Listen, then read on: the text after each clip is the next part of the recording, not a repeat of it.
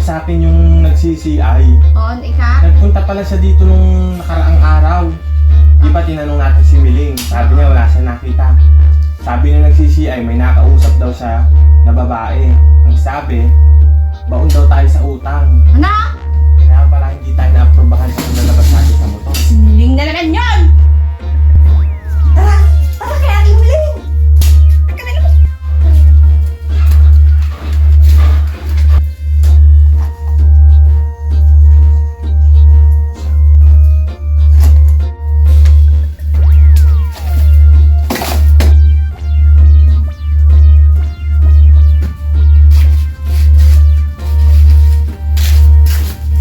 Hoy, Miling!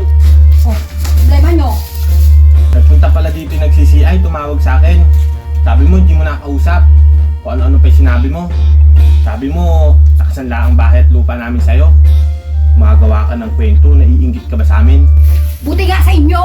Mga buisit kasi kayo! At ayoko magkaroon kayo kasi naiingit ako! Dapat ako lang ang mayroon! Dapat hindi kayo magkakaroon ng kung ano-anong gamit! Dapat lang sa inyo yan! Ha? Eh bakit? Ano bang pakialam mo? Kami naman magbabayad! Ikaw ba? Masyado kang Inglaterra! Bakit anong ginawa namin sa'yo? Basta! Ayoko magkakaroon kayo ng gamit kung ano dyan! Ah, ganun ha? Parang si Miling yun ah. Teka nga.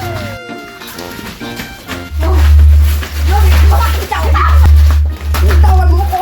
Ano ba? Bitawan mo nga ako! Bitawan mo! Bitawan mo ako! Bitawan mo ako! Ba't ba ako binitawan? Bakit mo ako binitawan? Hawakan mo ko yan! Meanwhile, Ika na, hayaan mo na yan.